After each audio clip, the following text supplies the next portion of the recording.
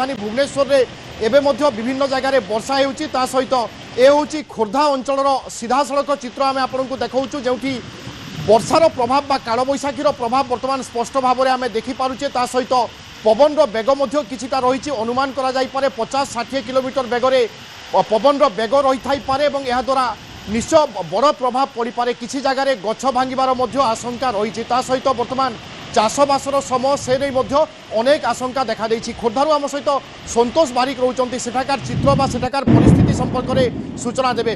संतोष बर्तमान कौन सब चित्र देखुंत स्थिति कौन आम देखुचे राजधानी भुवनेश्वर में बर्तमान वर्षा जारी रही तेणु आम सहित संतोष जोड़ुंट सेठाकार स्थिति कौन और कालबैशाखीर प्रभाव कौन सब रही कौन सब क्षयक्षति होती से संपर्क में आम ताजा अपडेट नापी चेष्टा करूँ किंतु एसबू भितर विभिन्न जगार चित्र बर्तमान आमर हस्तगत होउछि। किछि समय तले आठगड़र चित्र देखुथिले जोंठी यात्रा पेंडाल संपूर्ण भाव में भांगी जाइछि। एपटे खोर्धारे मध्य आम देखुचे विभिन्न जगार गछ भांगी जिबा आरंभ हेलानी ता सहित पवन बेग धीरे धीरे बढ़ुछि एवं झटका पवन मध्य अधिक रही। संतोष बारिक आम सहित पुणी थे रोचंती। संतोष बर्तमान ताजा सूचना दिंतु कौन सब आशंका करा जाउछि किछि क्षयक्षति नहीं सूचना आसुछि कि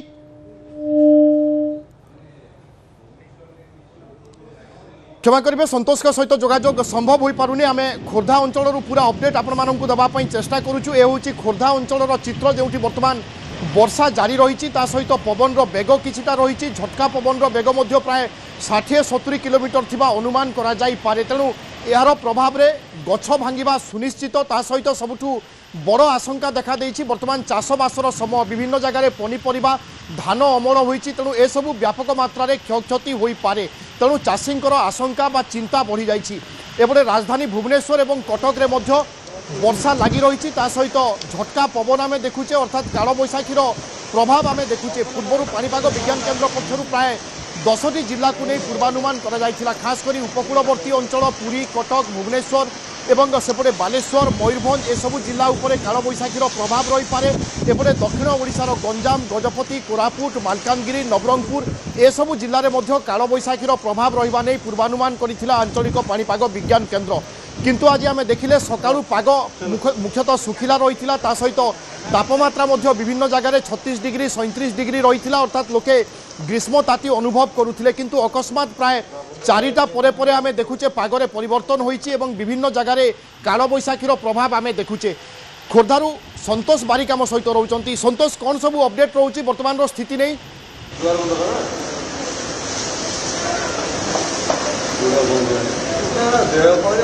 हठात जिते खरार अनुभूति बढ़ुला से सामान्य आश्वस्ति आसी कही रखा जो पानीपाग विभाग जो पूर्वानुमान करथिला सूचना देता 2 दिन जोर वर्षा छेकिबो से अनुसार आज अपराह्न वर्षा होती केवल वर्षा हुई घड़घड़ी सहित जोर पवन होती पश्चिम पवन सहित वर्षा होती जो कि किसी गछ भांगी किसी जगार पानी जमी सूचना रही।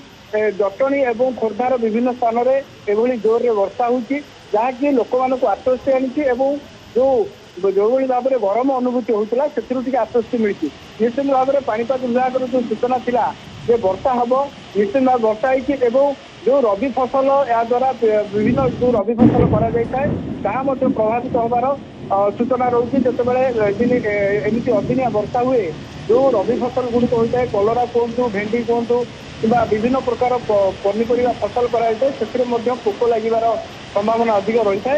तेणुक निहत भाव में केउठी आश्वस्ति आनी गरम रु अंपटे जो मैंने रबी फसल कर चिंता कर बिल्कुल संतोष चाषी तो निश्चय चिंता बढ़ी जाइए सहित प्रायतः 7टा-8टा पर्यंत एभली कालबैशाखीर प्रभाव रहा नहीं आंचलिक पानीपाग विज्ञान केन्द्र पक्षर पूर्वानुमान करा जाइछि। तेणु प्रायतः आ घंटाए 2 घंटा काल एभली स्थिति लगी रही पारे खास करिकि पुरी कटक एवं भुवनेश्वर एसबू जगह कालबैशाखीर प्रभाव यथेष्ट मात्रा रही पारे। आम दर्शकों को बर्तमान खोर्धार एक्सक्लूसिव चित्र देखाऊँ जो कालबैशाखीर प्रभाव एवं ए जगार अनुमान करा जाई पारे।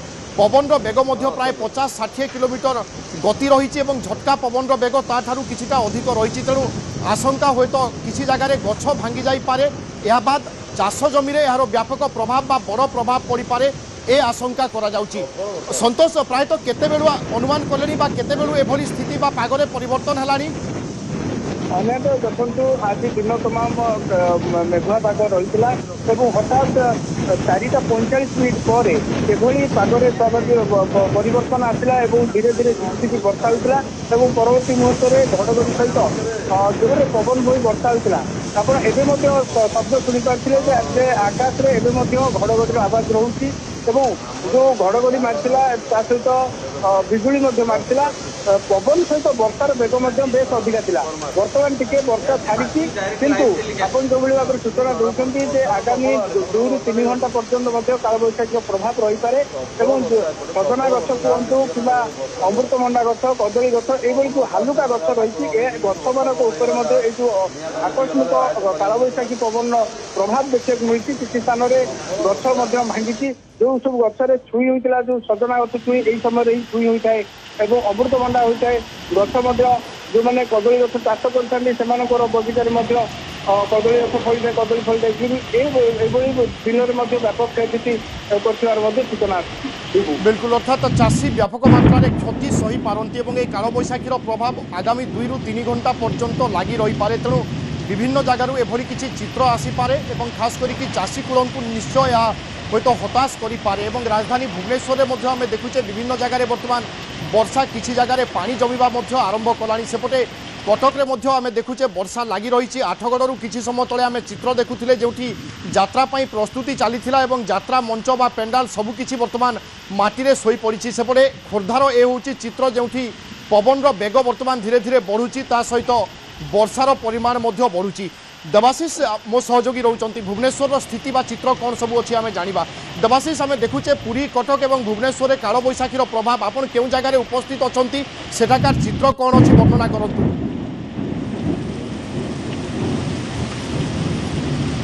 देखो विभु बर्तमान मु भुवनेश्वर लिंगीपुर अंचल अच्छी आप देखिपे मो पछपटे कैमरा पर्सन सहयोगी कहि देखापी भीषण वर्षा हो भीषण पवन हो जहाँ देखुवे गछ गुड़िक जो रही आप देखु नड़िया गछ गुड़िक पूरा संपूर्ण नई पड़ुची। एथुरु आप स्पष्ट भाव अनुमान करंतु पवन बेग केते रहुची एवं जेहेतु प्रथम कालबैशाखी वर्षा भुवनेश्वर में होती